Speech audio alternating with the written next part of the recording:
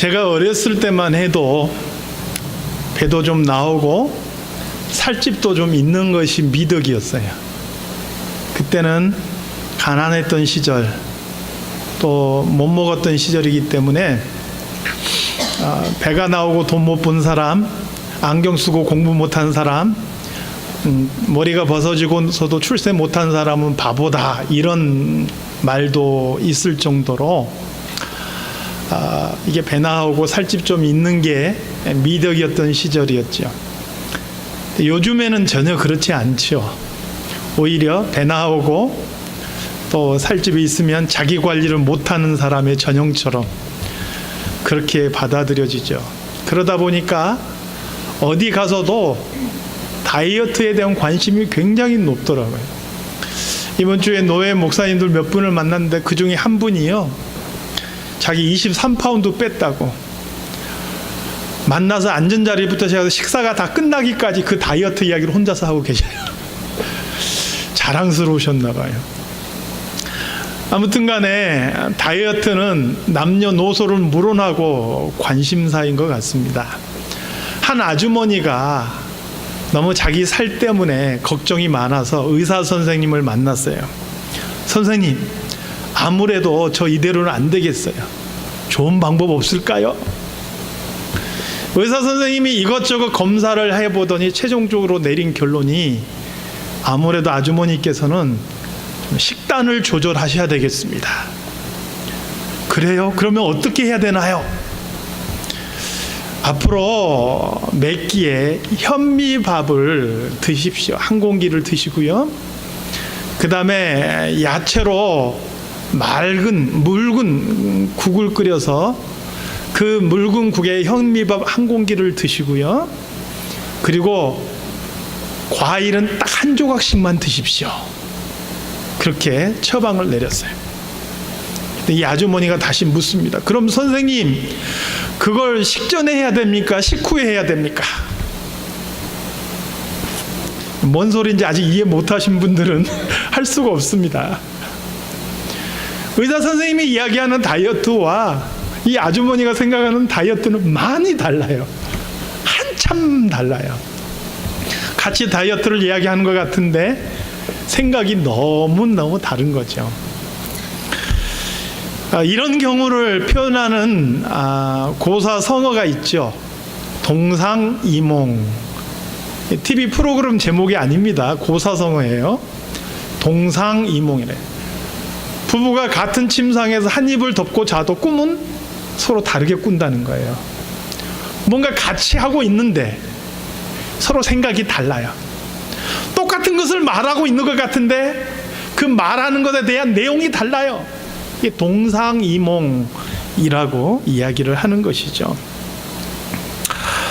여러분, 우리 신앙생활에서도요, 동상이몽일 수 있어요. 하나님 생각과 우리 생각이 전혀 다를 수 있어요. 똑같이 천국을 이야기하는데 예수님께서 말씀하시는 천국과 내가 생각하는 천국이 다를 수 있단 말이에요. 똑같이 복을 이야기하는데 주님께서 말씀하신 복과 내가 말하는 복이 다를 수 있어요. 똑같이 교회를 말하는데 주님께서 원하시는 교회와 내가 원하는 교회가 다를 수 있단 말이에요. 동상이몽이에요. 여러분, 우리가 하나님 앞에서 동상이몽이 아니라 하나님과 함께 같은 꿈을 꾸고 같은 믿음을 가지고 또 같은 열매 맺어 나가는 그런 성도들이 다 되시기를 주님의 이름으로 축원합니다. 오늘 본문 20절은 그때에라는 말로 시작을 하고 있죠. 그럼 그때라는 것은 언제를 말하느냐? 본문 바로 앞에 있는 17절, 18절의 교훈의 말씀을 주신 바로 그때, 17절, 18절에서 무슨 교훈의 말씀을 주셨느냐 보니까 예수님께서 십자가에 대해서 말씀하신 때예요. 17절, 18절. 예수님께서 십자가에 대해서 말씀하셨죠. 우리가 예루살렘으로 올라가노니 인자가 대제사장들과 서기관들에게 넘겨지매 그들이 죽이기로 결의하고 이방인들에게 넘겨주어 그를 조롱하며 채찍질하며 십자가에 못 박게 할 것이나 제3일에 살아나리라. 사실 예수님의 최고의 관심사는 십자가와 또 부활에 있었지요. 예루살렘에 올라가면 대제사장과 서기관들에게 넘겨져서 이방인의 손에 능욕받고 채찍맞다가 십자가에 죽으시고 그러나 3일 만에 다시 살아날 것이다, 이렇게 말씀하신 거예요. 예수님께서는 이 땅에 오셔서 공생의 3년을 보내시는 동안 정말 많은 일을 하셨죠. 하나님의 나라를 선포하기도 하셨고, 병자도 고치셨고, 가난한 자의 친구가 되어주시기도 하셨고, 죽은 자도 살려주셨어요. 제자들을 훈련시키시기도 하셨죠. 기도도 하셨어요. 그런데도 불구하고 처음부터 예수님 십자가에 죽으시고 부활하셔서 승천하시는 마지막 그 순간까지 한결같게 주님께서 최고의 관심을 가지고 계시는 것은 무엇이었느냐? 주님의 십자가와 부활이었다 하는 것이죠. 죄인들의 구원을 위해서 이 땅에 오셨고 멸시받고 조롱당하는 십자가, 바로 그것이 우리 주님의 관심사였던 거예요. 누가복음 9장 51절 말씀에 보니까 예수께서 승천하실 기약이 차감해 예루살렘을 향하여 올라가기로 굳게 결심하셨다. 여기서 승천하실 기약이 가까웠다는 게 포커스가 아니에요. 그거 이전에 예루살렘으로 간다라는 게 지금 중요한 거예요. 그 예루살렘에 가는 것은 뭐냐? 바로 십자가를 지기 위한 길이에요. 그 길을 가시기로 굳게 결심하셨다라는 거죠. 우리 주님께서는 죽음의 길을 알고도 그 길을 가시기로 결심하셨다는 거예요. 왜요? 그래야만이 죄인을 위한 구원의 길이 열리기 때문이에요. 이렇게 십자가를 바라보면서 달려오신 주님께서 이제 그때가 가까이 오니까, 그 십자가의 때가 가까이 오니까 제자들에게도 직접적으로 그 십자가에 대해서 지금 말씀하고 계시는 거예요. 지금 예수님의 관심사는 십자가고 거기에 대해서 말씀하고 계시는데, 제자들의 관심은 어디에 있었습니까? 제자들의 관심은 십자가가 아니었어요. 주님이 당할 고난이 아니었어요. 그래서 이상하게요, 예수님께서는 십자가의 고난을 말씀하시는데 제자들은 그걸 못 들어요. 왜요? 거기에 내 관심사가 없으니까. 재미있는 건요, 여러분, 설교도 똑같아요. 제가 아무리 설교로 하나님의 말씀을 선포해도요, 여러분, 내가 관심 있는 얘기는 쏙 들어오는데 관심 없거나 그런 내용은요, 안 들려요. 전혀 기억도 안 나요. 왜요? 거기에 내가 관심이 없으니까. 제자들이 그랬어요. 예수님이 그렇게 십자가 이야기하는데 기억도 못해요. 왜요? 내 관심사는 십자가가 아니에요. 누가 주님이 왕이 될 때 그 옆자리에서 좋은 자리 차지할 것인가, 거기에 관심이 있었던 거죠. 아마도 제자들은 예수님께서 로마 제국을 멸망시키고 이스라엘을 세계 속의 강대국으로 세울 거라 그렇게 기대했던 것 같아요. 그래서 예수님께서 그 나라의 왕이 되신다면 그 옆에서 최고의 권력을 가진 사람은 누가 될 것인가, 거기에 관심이 있었던 거예요. 그리고 오늘 본문 보면 세베대의 아들들은 사도 요한과 그의 형제 야고보죠. 이 세베대의 아들들 요한과 야고보는 그의 어머니까지 동원해서 청탁을 넣고 있어요. 예나 지금이나 어머니들의 치맛바람 무서워요. 여기 미국은 어떤가요? 이 어머니들의 치맛바람, 자식을 위해서라면 물불을 안 가리지요. 세베대라는 사람은요, 부유한 사람이었어요. 선주라 그랬죠. 배를 여러 척 가지고 있었기 때문에 경제적으로 넉넉한 여유를 가진 사람이에요. 거기다가 자기의 아들들 2사람이나 예수님의 제자로 들어갔죠. 그러니까 예수님께서 3년 동안 활동할 때 그 뒤에서 많은 힘이 되어줬던 사람이 바로 세베대의 집안이에요. 그러니까 세베대의 어머니가 예수님께 와서 지금 당당하게 요구하고 있는 거예요. 뭐라고 요구합니까? 오늘 본문 보십시오. 오늘 본문 21절 말씀 함께 같이 읽어볼까요? 자, 시작. 예수께서 이르시되 무엇을 원하느냐? 이르되 나의 이 2 아들을 주의 나라에서 하나는 주의 우편에 하나는 주의 좌편에 앉게 명하소서. 주님 나라가 임하면 우리 2 아들들을 좀 주님 높은 자리에 좀 세워주실 수 있겠습니까? 이렇게 말한 것도 아니에요. 뭐라고 이야기했어요? 주님 나라가 임하면 하나는 우편에 하나는 좌편에 앉도록 어떻게 해달라고요? 명하소서 요구하고 있는 거예요. 예수님 활동하는데 내가 그만큼 도움이 되어줬다 이거예요.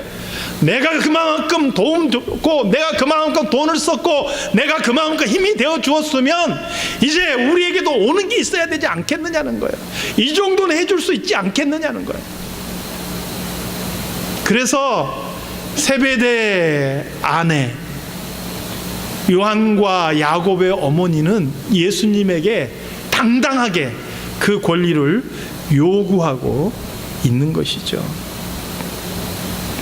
여러분, 우리 교회 안에서 신앙생활 하면서 내 권리, 내 지분 주장하지 맙시다. 하나님께서 결코 기뻐하시는 게 아니에요. 내가 얼마만큼 봉사했든지, 내가 교회에 얼마만큼 기여를 했든지, 그게 하나님 앞에서 무슨 의의가 되겠느냐는 거예요. 내가 그것을 주장한다 해서 그것이 하나님 앞에 영광이 되겠느냐는 거예요. 사도 바울은 그가 많은 사도들보다 더 수고하였으나 내가 아니요 내게 주신 하나님의 은혜로다, 그렇게 고백하고 있는 것을 보잖아요. 사랑하는 성도 여러분, 내가 아무리 많이 봉사하고 내가 아무리 헌금을 많이 하고 내가 아무리 오랫동안 섬겼다 할지라도 교회 안에서 자기의 권리와 자기의 권한을 주장하지 않기를 바랍니다. 만약에 우리가 그런다면 이 세베대 아내와 다를 바가 무엇이 있냐 하는 것이죠. 세베대 아내는 예수님께 당당하게 자기 아들들을 높은 자리에 세워줄 것을 요구하고 있는 것이죠. 사실 오늘 본문의 이러한 모습은요, 처음이 아닙니다. 마태복음 18장에도 보니까요, 예수님께서 고난 받으실 것을 제자들에게 말씀하셔요. 동일한 기록이 마가복음 9장에 나오죠. 그런데 바로 그때 제자들 사이에서 분란이 일어나요. 예수님께서 십자가 고난을 이야기하는데 제자들은 싸우고 있어요. 왜 싸움이 일어났느냐? 서로 누가 더 크냐? 누가 예수님 앞에서 더 큰 사람이냐? 이거 가지고 서로 분쟁이 일어납니다. 그 이전에 또 기록이 있어요. 마태복음 16장이에요. 베드로의 기가 막힌 신앙 고백이 나오죠. 마태복음 16장 16절에 뭐라고 고백했어요? 주는 그리스도시요 살아계신 하나님의 아들이십니다. 모든 신앙 고백의 표준이라고 할 만한 위대한 고백이고요, 주님께서는 이 신앙 고백 터 위에 교회를 세우시겠다 말씀하셨어요. 그런데 이 고백을 한 베드로는 자기가 잘나서 그런 고백을 한 것이 아니라는 것을 알았어야 됐어요. 주님께서도 뭐라고 말씀합니까? 이것을 너에게 알게 하시는 혈육이 아니라 하늘에 계신 너희 아버지다. 네가 잘나고 똑똑해서 이거 안 거 아니야. 하나님께서 너에게 깨닫게 하신 거야. 이렇게 말씀하셨어요. 베드로는요, 이런 신앙 고백을 했으면서도 여전히 그의 관심은 이 땅에 있었어요. 마태복음 16장 21절 말씀에 보니까 베드로의 신앙 고백을 들으신 예수님께서 이때로부터 예루살렘에서 고난받으시고 죽임을 당하고 3일 만에 다시 일어나야 될 것에 대해서 말씀하셨어요. 그런데 그 이야기를 듣고 있던 베드로가 뭐라고 이야기합니까? 주여, 이 일이 반드시 이루어지지 않을 것입니다. 그러지 마십시오, 주님. 내가 맡겠습니다. 절대로 이 일이 이루어지지 않을 것입니다. 베드로가 그렇게 나서는 것. 그때 주님께서 뭐라고 이야기합니까? 사단아, 내 뒤로 물러가라. 너는 나를 넘어지게 하는 자로다. 내가 하나님의 일을 생각지 아니하고 도리어 사람의 일을 생각하는도다. 나는 뭔가 열심히 있어서 막 나서서 이야기를 했는데 그게 하나님의 일을 생각한 게 아니라 사람의 일을 생각하는 것이다. 동상이몽이었다. 주님께서 말씀하신 것이죠. 주님께서는 한결같이 십자가를 말씀하시고 고난을 말씀하는데 제자들은 한결같이 누가 더 높은가, 누가 더 주님 앞에서 영광스러운 자리에 앉을 것인가, 거기에 관심이 있었단 말이에요. 성경을 보니까요, 베드로나 요한이나 야고보만 그런 게 아니었어요. 오늘 본문에 뭐라고 이야기합니까? 24절 말씀에 보니까 10 제자가 듣고 분이 여기거늘. 사람은요, 관심이 없으면 화도 안 내요. 미워하는 것도요, 마음이 있으니까 미워하는 거예요. 그 사람한테 관심이 없으면 미워하지도 않아요. 아시죠? 왜 분노한지 아세요? 나도 거기에 관심이 있으니까 분노한 거예요. 다시 말하면 야고보와 요한의 그러한 모습을 보고 10 제자들이 분노했다는 것은 그들의 마음속에도 우리도 높아지고 싶다, 우리도 그 자리 차지하고 싶다, 그 마음이 있었기 때문이라는 거예요. 저는 이런 모습을 보면서 생각을 해봤어요. 참 주님 외롭겠다, 외로우셨었겠다. 3년 동안 먹고 자고 가르치고 했던 제자들이 여전히 주님 지금 죽으러 가시는데, 그래서 내가 십자가 져야 된다고 말씀하는데 그 말 지금 듣지도 않고 못 알아듣고 계속해서 누가 더 높으냐, 누가 주님 오른편에 설 것이냐 가지고 싸우고 있는 모습 볼 때 어떤 마음이셨을까 생각을 해봅니다. 사랑하는 성도 여러분, 오늘 주님께서 저와 여러분을 보실 때 어떤 마음이실까요? 주님의 마음에 딱 맞는 그런 성도들이 다 되시기를 주님의 이름으로 축원합니다. 마지막 겟세마네 동산에서도 그 무거운 짐을 감당하기에 버거우시니까 주님께서 제자들에게 말씀하셔요. 내 마음이 심히 고민하여 죽게 되었으니 너희는 여기 머물러 나와 함께 깨어 있으라. 그렇게 말씀하시죠. 그리고 땀방울이 땅에 떨어지는 핏방울이 되도록 기도하셔요. 아버지여, 할 수 있거든 이 잔을 내게서 옮기시옵소서. 그러나 내 뜻대로 하지 마옵시고 아버지의 원대로 되기를 원하나이다. 치열하게 그렇게 기도하셨어요.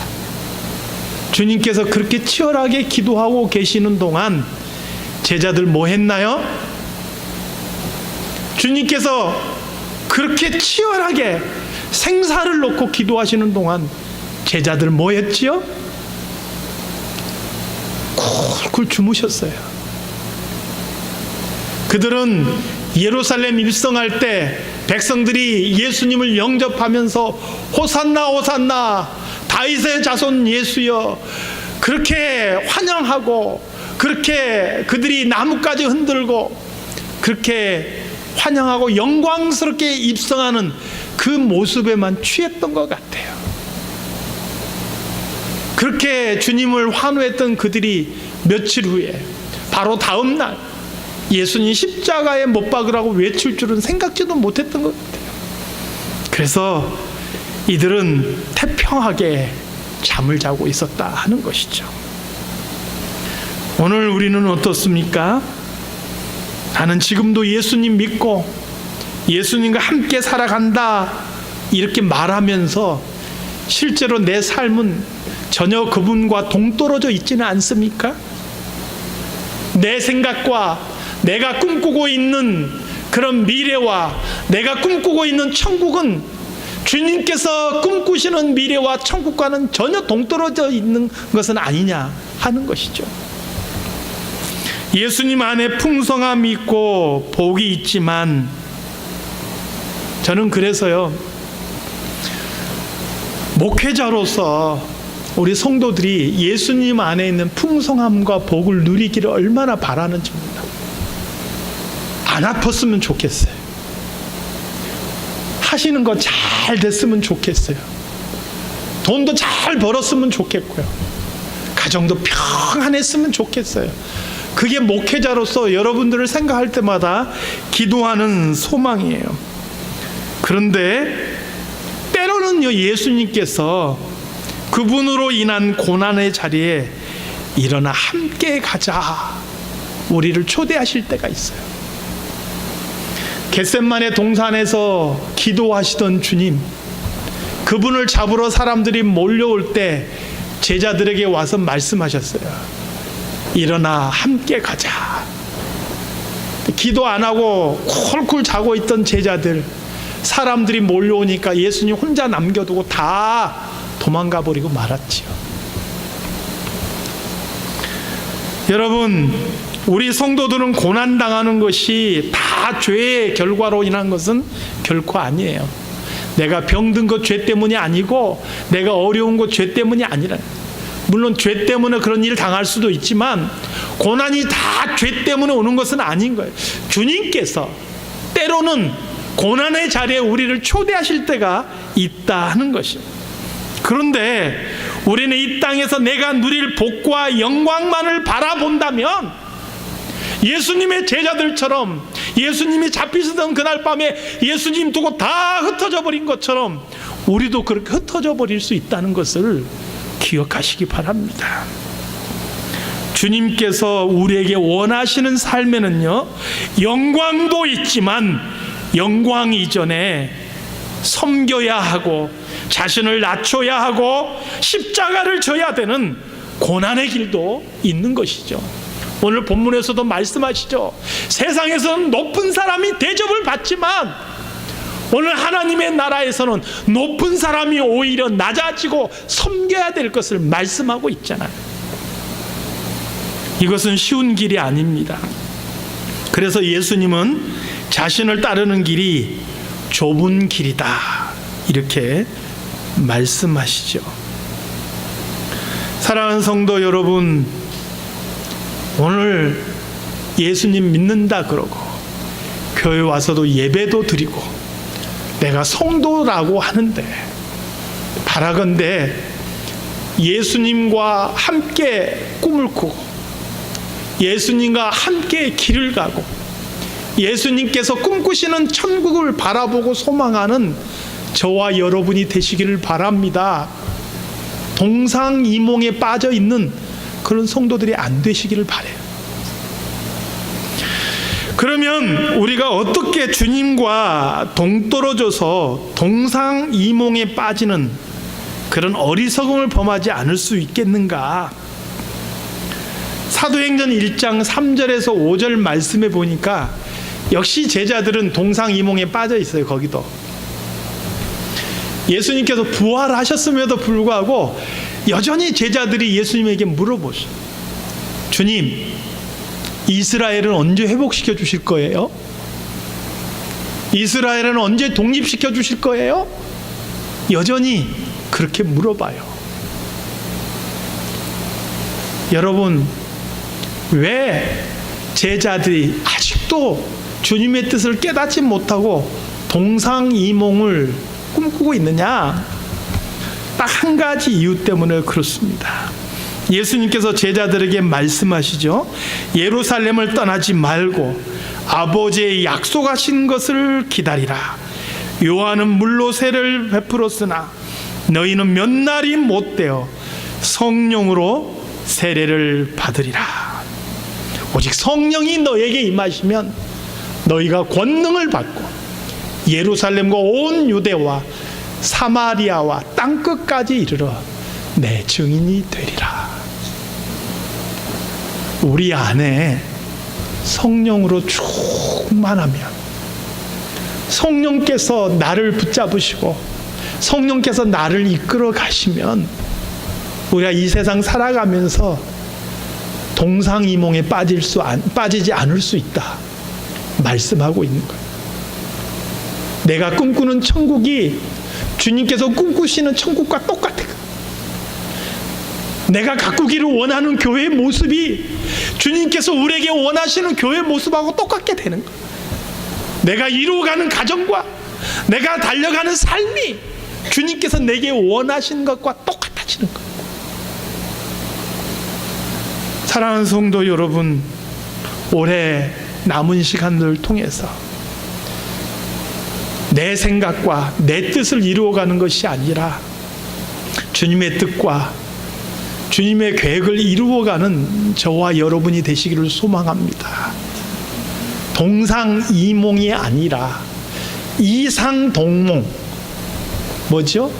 다른 침상에 누웠어도 같은 꿈을 꾸어요.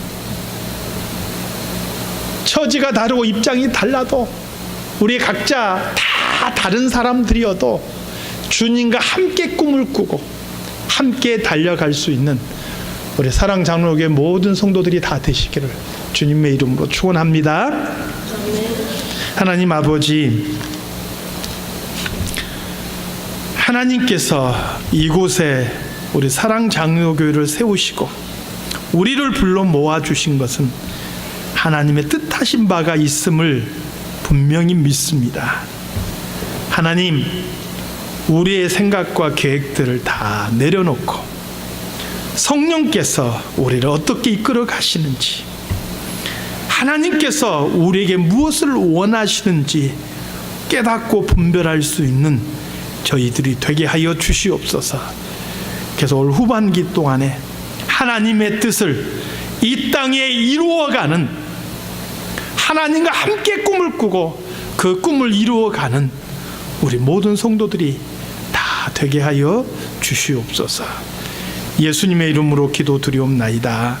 아멘. 204장 찬송.